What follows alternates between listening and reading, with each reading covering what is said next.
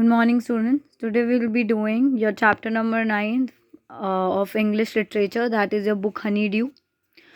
So, the chapter's title is The Great Stone Face, Part 1. Part 2 we'll read soon, but we'll finish with Part 1 first.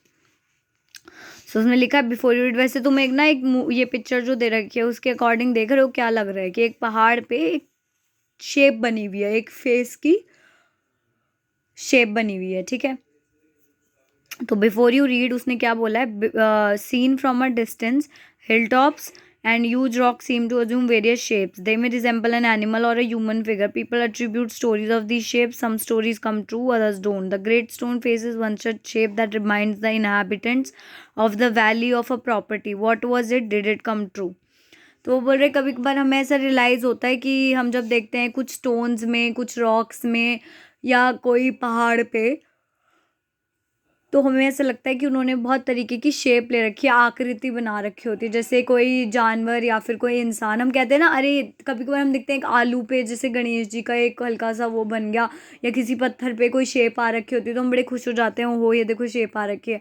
तो उसके पीछे उसके लिए लोग या तो कोई कहानी बना देते हैं, या तो वो सच हो जाती है, या वो सच हुई हुई होती है।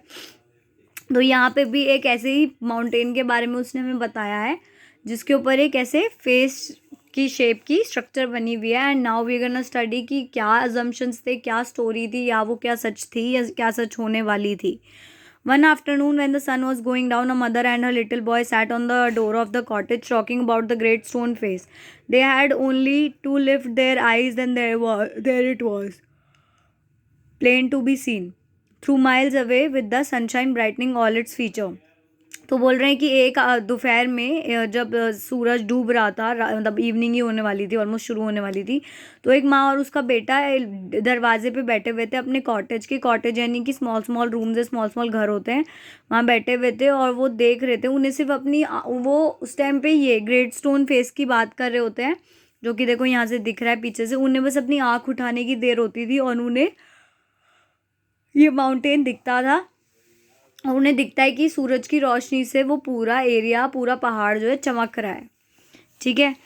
And what was the great stone face? The great stone face was a work of nature, formed so perpendicular side of the mountain by immense rocks, which had been thrown together so that even viewed at a proper distance they resemble the features of a human face.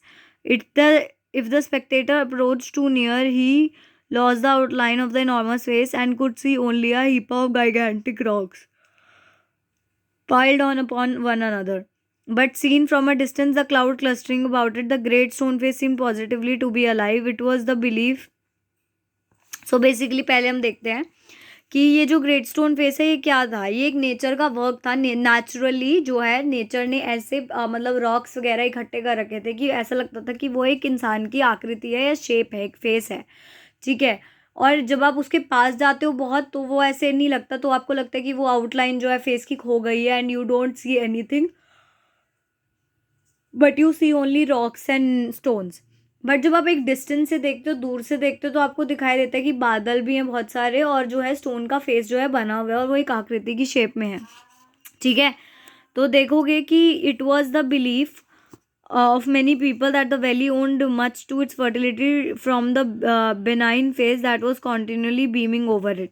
A mother and her little boy, तो ऐसा कहते थे लोगों का कि जो valley है ना वो उसको, मतलब जो वैली थी, ये देख रहे हो ये वैली है जो अराउंड पहाड़ के इस पे मतलब रॉक के, जाइंट रॉक के या पहाड़ के, तो वो कहते थे कि इस वैली में जितनी भी प्रॉस्पेरिटी है, बरकत है, वेजिटेशन है, ये सब इसी माउंटेन या स्टोन की वजह से है, क्योंकि ये बहुत ज़्यादा लकी या ब्राइट है, पॉजिटिव है, अपनी पॉजिटिविटी इसके ऊपर देता है। A mother and her little boy, as we said earlier, sat on the door of their cottage, gazing at the great stone face and talking about it. The child name was Ernest. वही जो माँ बेटे की बात मैंने बताई थी, वो डोर पे बैठे हैं कॉटेज के, तो लड़के का नाम अर्नेस्ट है और वो ग्रेट स्टोन फेस की ही बात कर रहे होते हैं। मदर सेड ही, लड़के का नाम याद रखना अर्नेस्ट है, ठीक है, लिखा है। Mother, said he, while the great face smiled on him, I wish that it could speak, for it looks so kindly that its voice must indeed be pleasant. If I ever see a man with such a face, I should love him very much. तो वो बोलता है कि मम्मा, मतलब mummy, मुझे ऐसा लगता है कि ग्रेट स्टोन फेस जो है वो हंस रहे हैं और हमारी तरफ देख रहे हैं। बट ये बहुत, मतलब ये वाली बात है कि इनको देख के मुझे ऐसा लगता है जिसका फेस इतना अच्छा है तो उसकी आवाज़ कितनी प्यारी होगी। काश ये कोई असली इंसान होता तो मुझे तो वो पहले से ही पसंद आना शुरू हो जाता। ठीक है। If an old prophecy should come to pass, answer the mother, we may see a man sometime with exactly such a face as that. तो एक पुरानी प्रोफेसी मतलब पता है क्या बोलते हैं? प्रोफेसी मतलब होता, बेटा प्रोफेसी मतलब जैसे लोग जो होते हैं ना अपनी पुरानी, कहते हैं ना हमारे पूर्वजों की बात है, पूर्वज हमारे ये कहा करते थे, ये कहावत है, ऐसा कहा जाता है, तो वो होती है प्रोफेसी। अगर वो कहती है अगर ऐसी प्रोफेसी कुछ है तो क्या पता हम सच में एक ऐसे ही चेहरे वाले इंसान को अपनी ज़िंदगी में भी दोबारा देखेंगे।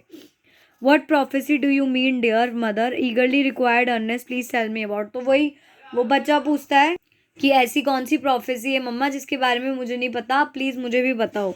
सो his mother told him a story that her own mother had told her when she herself was younger than little Ernest.